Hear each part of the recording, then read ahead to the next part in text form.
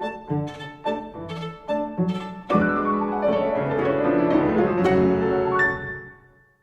and welcome to NPR's Class Notes. I'm Allison Young. Have you ever wondered what a musical conductor actually does? Well, I certainly have. And today, that's exactly what we're going to look at.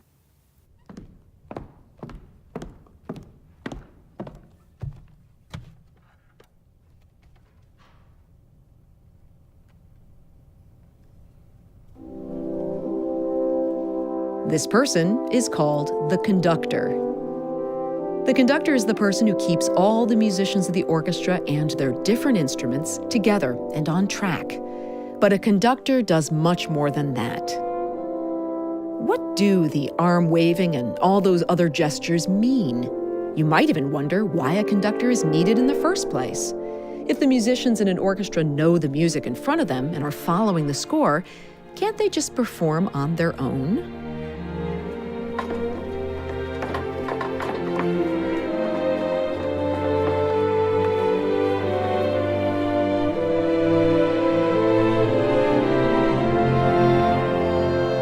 Today, we're going to meet a conductor and learn what she does. Her name is Sarah Hicks, and she's led some of the best professional and student orchestras in the world. She'll help us understand what's behind a conductor's leadership and how the back and forth she has with the musicians on stage creates great music. Hi, everyone, and welcome. I'm Sarah Hicks, and when I'm conducting an orchestra, there are so many things that I have to know and feel all at the same time. First and foremost, I have to know the music inside and out, what the notes are, how fast or slow they are, how soft or loud they are, and how they all add up together to create phrases and melodies. I also need to know the instruments the musicians are playing, what they sound like by themselves, what they sound like together, and what the effect is on me and the audience. In an orchestra, there are 4 families of instruments: the woodwinds, the brass, the percussion, and the strings. And since they're not all playing together at the same time, I need to know how to cue instruments to bring them in. Also important to know is the rhythm of the music, the time signature.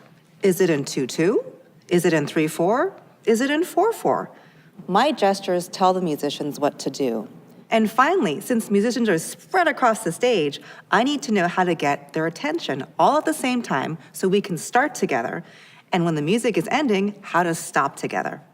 Let's talk about time signature here. So that music you just heard was by Engelbert Humperdinck from his opera, Hansel and Gretel. It was in 4/4. So let me do it again, and I want you to watch my hands. 1, 2, 3, 4.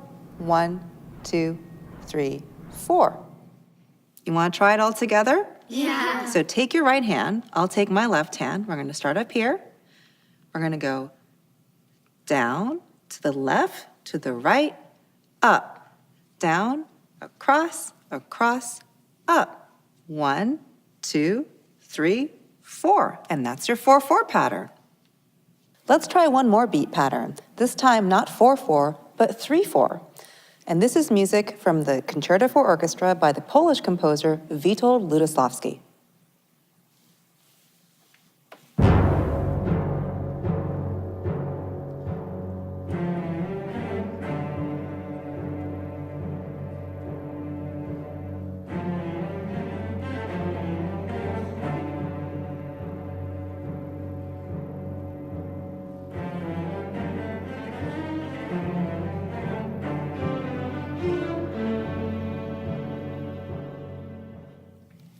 Did you notice a different beat pattern?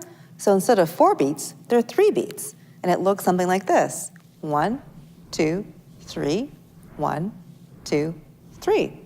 Want to try that? Yeah. Take your right hand, my left hand, down to the right, up, down, right, up. 1, 2, 3.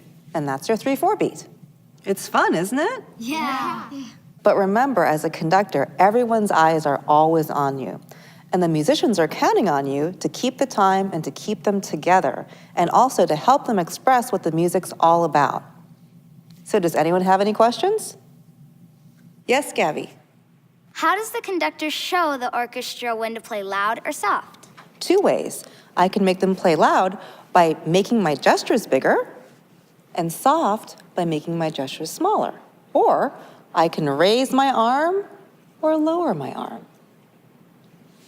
Yes, Olivia? How does the conductor show the orchestra how to play fast or slow?